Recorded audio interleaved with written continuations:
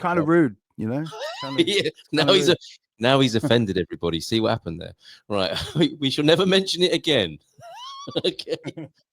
Right. Shall we talk then about this? This might seem like a good moment to do, because last week it was great. We had a beautiful 30-minute segment, didn't we, of our YouTubers, and people responded, and I think quite liked that.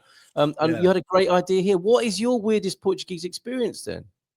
My weirdest Portuguese experience. Oh my God, I should have thought more about this. Well, you have a thing. You can pretend. Yeah.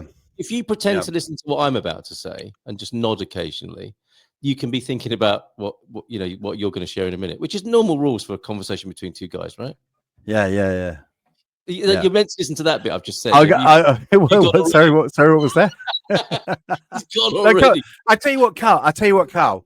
What is the strangest experience you've ever had in Portugal? Oh, I'm really glad you asked that, Tony. Thank you for asking.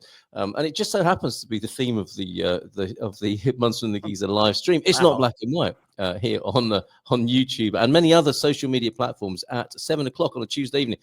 It wasn't when we first moved to Portugal, but we were very bright-eyed and bushy-tailed, and I thought. And it's probably still true, but it reflected the state we were in, that if you went somewhere and you quite liked it, all you needed to do was go into a cafe and say, do you know of anybody who's got any houses to let in this area? Right? That's a very, very simple, sweet in a way, isn't it? Modus operandi for finding accommodation. So there we were in Kinabiba Cafe. Shout out to the Kinabiba Cafe, which we eventually began to know and love. And I'm saying do you know? Oh, actually, this is the sequence of events. The owner is quite a straight-laced, serious man, and the language barrier was there, still is, but it was much more difficult back in those days.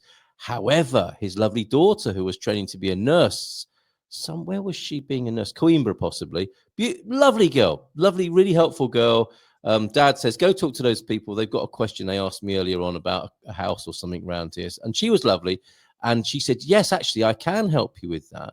We've got a friend of the family, Rui, who is in real estate.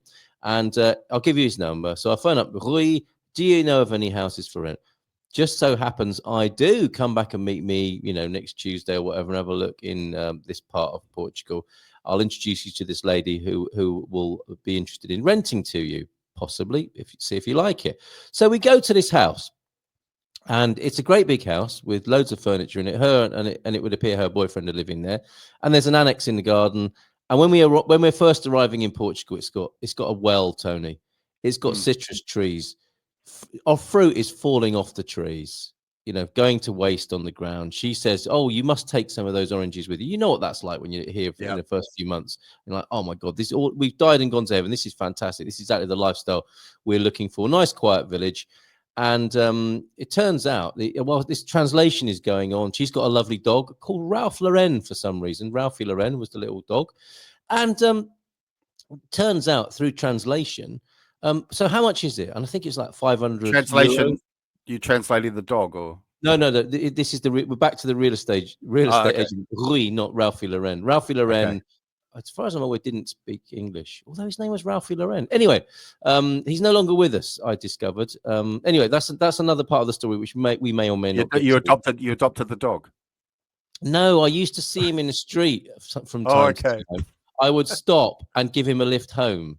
But he's passed away subsequently. I found out in a recent conversation with this lady I'm sorry, I'm not laughing at the passing of the dog. No, quite. I know you wouldn't. All right. Anyway, God rest your soul, Ralphie Lauren, the dog, not the designer. And the designer, and the designer as well. Oh my God, really? Is he dead? I don't think I could go on. I don't know. But anyway, Rui, the real estate agent, is translating. We'll get through this, Carl. You're going to get through this. The lady of the house. Could you ask her how much it will be to rent the house? It's 500 euros, let's say, for something like that. Okay, and great. And when can we move in? Oh, you can move in, a couple of months or whatever. She needs to get things sorted out a little bit, and there's a lot of furniture that needs to be moved around. And what about the annex house? Do we get that as part of it as well? Yeah, that's fine. And if we want to rent that out, can we do that? Can we rent out the annex and live in the main house? Yeah, sure, of course you can.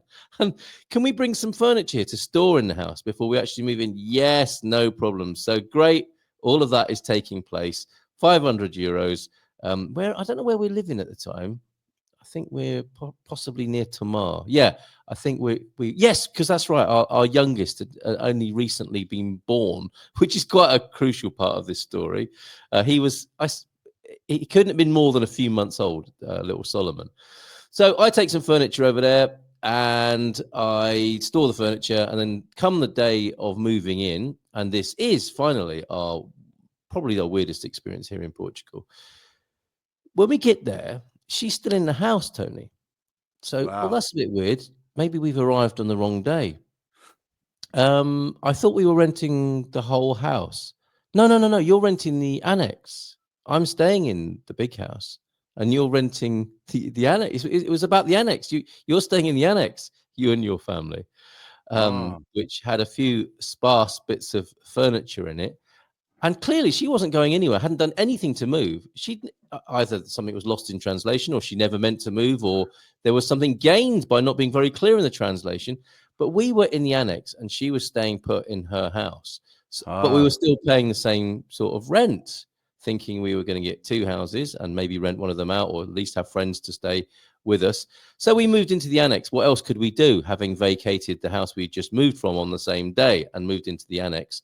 And the plumbing hadn't been on for several years. She turned the plumbing on, and some sewage was coming up through the bidets and the toilet and that sort of thing. And my wife it's like back to the nativity story, Tony, that you told only a few weeks ago, right?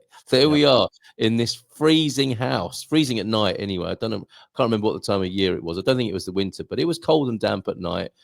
It wasn't quite where we were expecting to live. She's there. Ralphie Loren, the dog's there. We've got a dog as well, trying to keep those two apart. We're putting all our furniture that we thought was going in the big house in the little house. Sewage is coming up through the toilet, and what a pretty pass this is. And not only in our complaining about the sewage coming up through the tap, whilst my wife is trying to nurse the infant, she decides to turn the water off at night to stop this problem of sewage backing up through the pipe. So we've got yeah, right, it did work, but it also meant that we had no running water. It's like it was like a water curfew. It's like, right. What's going on? We were supposed to be renting these two houses. No. It was only ever the little house that you're in. And we obviously it was one of those situations where, as a man and as a husband, you feel like you failed your wife and your family. One of the many, in fact. But it was a notable one. They build up, don't they, over time? Yeah, those failures. They did go in the filing cabinet. No, not really. But anyway, yeah, and that was trust me, it will be brought up. It does come up from time to time, to be fair. Yeah, let's never end up in a house like that again, shall we? No. Yeah. And it led to. Are you sure you've understood what the deal is, Carl? Because you remember.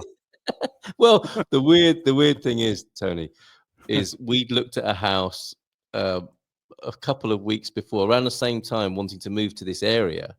Oh, and this house was beautiful because it was Mrs. M's dream home. It was like a well, fruit trees on the edge of a quiet town, railway line nearby. And this is what actually happened. Our manifestation skills were good, but we obviously weren't quite ready for it. And we looked at a house a week or two before, which was covered in brambles and overgrown. It was I think a 15-room guest house that another guy I knew said, you know what, you can live in that house if you just do it up a little bit. And I thought, this is great. I'll have some of that. Went to look at it one night with Mrs. M and the two kids. Well, actually three, because she'd have had the little one strapped to her.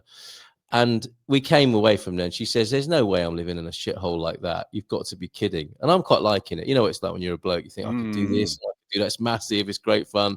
I said, really, you don't like it? She said, no. And so I put it to the back of my mind, and then thought to myself, when we're sat in this other one, in the annex of this terrible place, you know that other one? That's the 15-bed house that hasn't been lived in for 10 years with all the brambles up to the front door. We could go and live in that. And she's like, absolutely. Oh, That is probably slightly better than sewage coming out of the bidet. So I went and worked there night and day for a couple of days and painted one room so we could move into one decent room of the other house, and we got out of that other place. I mean, life is amazing like that, but that was truly weird to be in a house where you thought you're renting the whole thing, and and a woman standing on the doorstep welcoming you to a house she's definitely not moving out of, and there you are, you're over the road there. Yeah, that's even worse than I thought. I thought you were just going to say that she was just staying in her plan was for you guys to rent it, and she would just kind of live there with you. Oh, I see. Right. Yeah. That could also happen, though, couldn't it? That could happen. Yeah. No, but she didn't get out of. She didn't get out of the house. We actually became friends in a way. What else could you do? I mean, we were so snookered and stuck. There was no point making a massive fuss or freaking out because enough damage and difficulty was already being experienced. So we just had to kind of bite down, as it were. I had to do up the other gaff, and we moved into that for a few months, which was amazing. Yeah, you do have to be a little bit careful, especially when you buy property in villages in particular. Is quite often the boundaries are very, very blurred. And I notice in my village there's a lot of kind of under house storage that seems to be shared. I don't know if it's formally or informally, but I wouldn't want to buy a village house without really checking who owns what. And I imagine even those conversations could get a bit strange. Yeah, like you're told not to worry about it. It'll be fine. Yeah, exactly. And then that would be difficult because I would be worried about it, and that might offend That is the people. ultimate legal clause in Portugal, isn't it? Don't worry about that. It'll be fine. Don't worry about that. But I mean, I've seen some funny ones. For example, there was one I saw where they bought a house and they moved in, and then they noticed that the neighbors kept on crossing over their driveway and driving up their driveway and using that as access to their house. Yes. And then they said, what are you doing? And they said, we've been doing this for years. Yeah, and they were stuck then because they were like, well, what do we do if we tell them no?